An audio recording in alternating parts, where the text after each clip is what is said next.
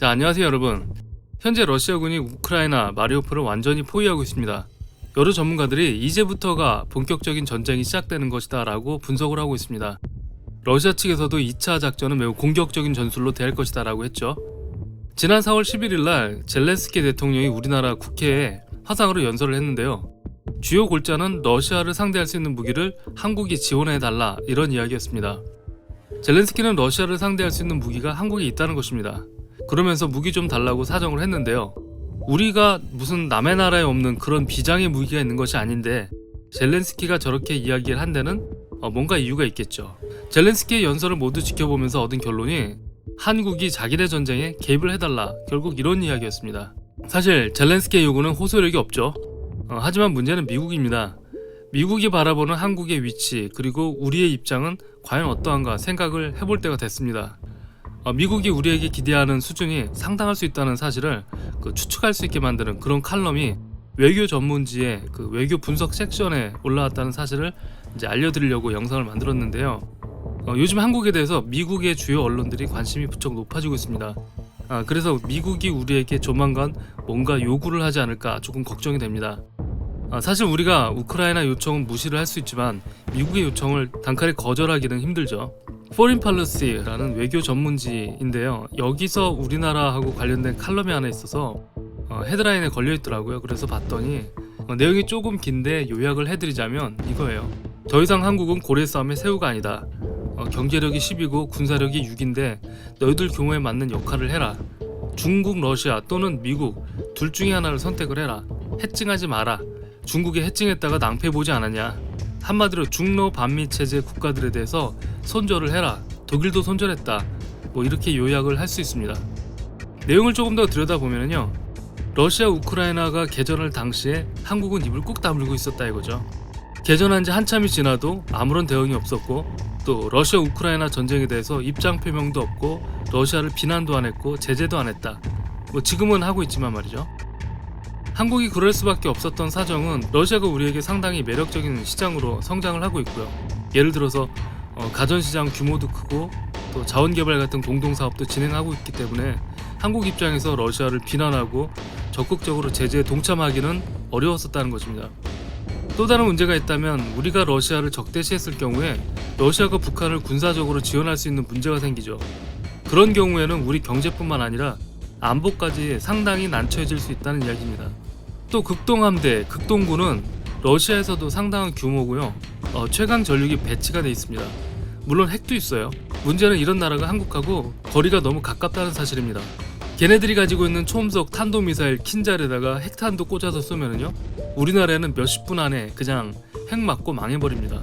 1시간도 안 걸려요. 그냥 몇십 분이면 끝나는데 러시아가 핵을 쏘면 미국이 핵 보복을 해줄 것이라고 생각을 하시나요? 미국이 독재 국가가 아니기 때문에 미국 국민이 아마 한국 손절하자 그럴 가능성도 있다고 봅니다. 그러면 미국 정부도 어쩔 수 없죠. 이런 상황에서 우리가 러시아를 적으로 돌리기는 굉장히 힘든 입장이라는 겁니다. 하지만 결국 현재 상황은 미국의 압력으로 인해서 러시아 제재에 동참을 하고 있죠. 그런 상황에서 푸틴은 그래도 윤석열 당선자에게 공식적으로 축하 메시지를 보냈어요. 뭔가 한국하고 연결고리는 좀 가져가겠다라는 생각인 것 같습니다. 칼럼에서는 만약에 미국이 좀 더 길게 한국을 제재했다면 아마 가전시장 1위 자리를 내주었을 것이다, 이렇게 분석하고 있습니다.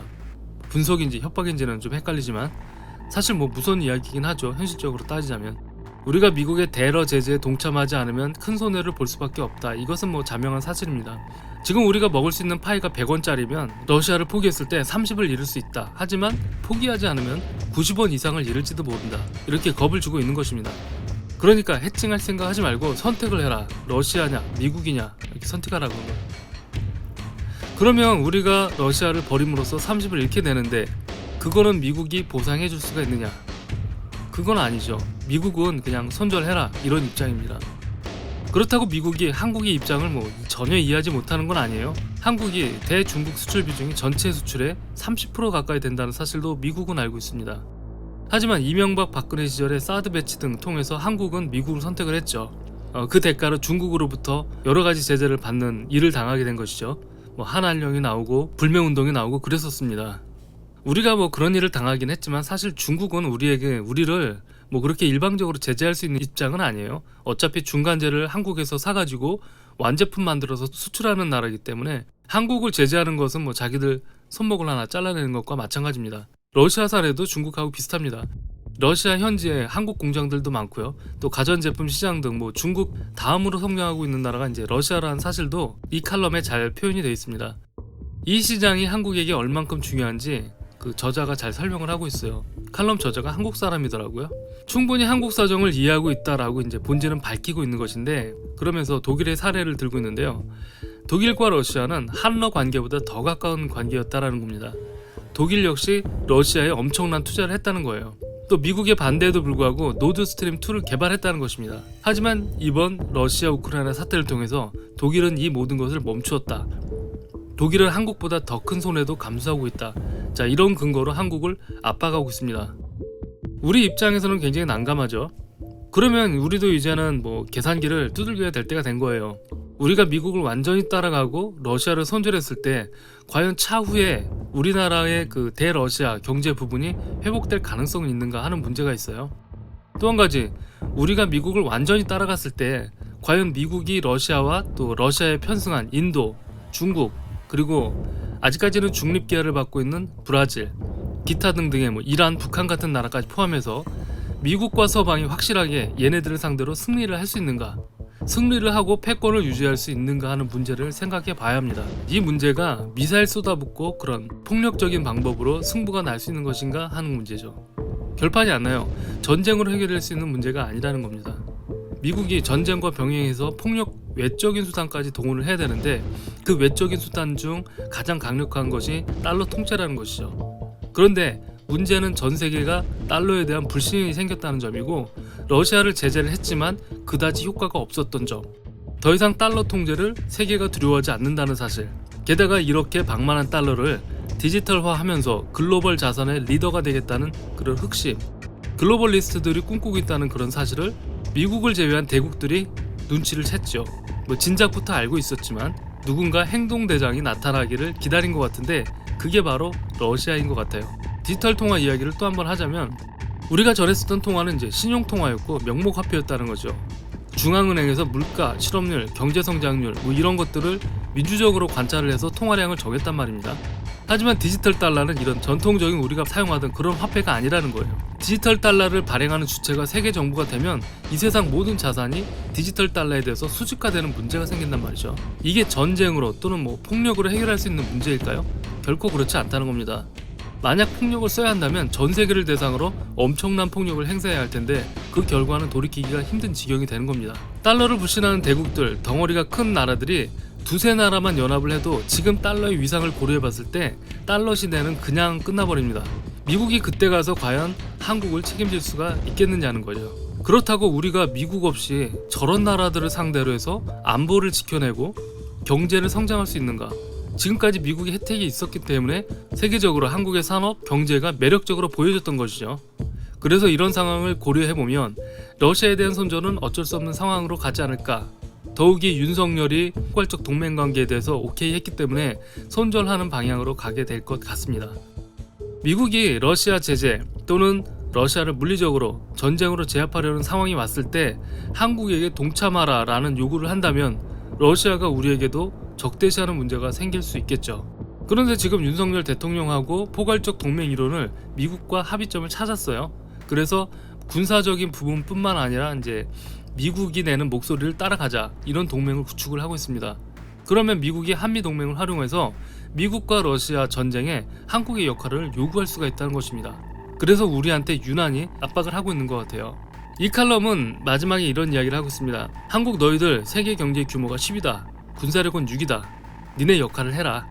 뭐 칼럼에는 나오지 않았지만 미국의 동맹국 중에서 육군력이 미국 다음으로 강한 나라가 한국이라는 점은 상당히 중요한 포인트가 될 수 있습니다. 젤렌스키가 이번에 와서 무기를 요청했지만 그 무기들은 상당한 훈련을 받은 한국군만이 사용할 수 있는 그런 무기들이에요. 무기 조작도 해야 하지만 제대로 된 전술 구사하려면 무기가 가지고 있는 통제 시스템을 다룰 수 있어야죠. 또 고장나면 수리도 해야 되죠. 터트릴 미사일, 포탄도 계속 공급해줘야 되죠. 젤렌스키가 요구한 러시아를 이길 수 있는 무기라는 것이 뭐 소총, 개인화기 이런 것이 아니었단 말이죠. 그러니까 한마디로 한국군 보고 참전해달라 이런 이야기하고 동일한 것입니다. 그리고 이제는 여론을 통해서 한국에 등을 떠밀고 있습니다. 우리 그 대기업분들이 좋아하는 정의를 위해서 싸우자 이거죠. 그렇게 되면 어떻게 됩니까? 우리 자식들하고 조카들이 저기 먼 나라 가가지고 러시아 폭탄 맞아가지고 다 터질 일이 생길 수도 있는 겁니다. 그래서 지금까지 우리 생각 있는 분들은 어땠습니까? 대기업들의 그 비이성적인 좀비 같은 행동을 경계하고 있었던 것이죠. 설문조사 통해서 이제 그 규모가 얼만큼 되는지 좀 궁금하기도 했고요. 왜냐하면 앞으로 우리에게 벌어질 일들이 끔찍할 수 있기 때문에 이런 걸 좀 미리 알고자 설문조사를 했었습니다. 파병을 해야 하냐 말아야 되냐 설문조사를 보니까 35%가량이 파병을 해야 한대요. 이 정도면은 국내 여론 형성에서 파병 가능할 것이라고 저는 생각합니다. 하지만 다행스럽게도 또 한편으론 이게 미친 짓이라고 생각하시는 분들이 한 2배는 많아요. 65% 정도. 우리나라는 지금 뭐 최대한 여우같이 행동을 해야 돼요. 상황이 진행되는 모양을 보니까 조만간 우리나라는 굉장히 큰 딜레마에 빠지게 될 것 같습니다. 자, 그런 의견 드리면서 오늘은 여기까지 하겠습니다.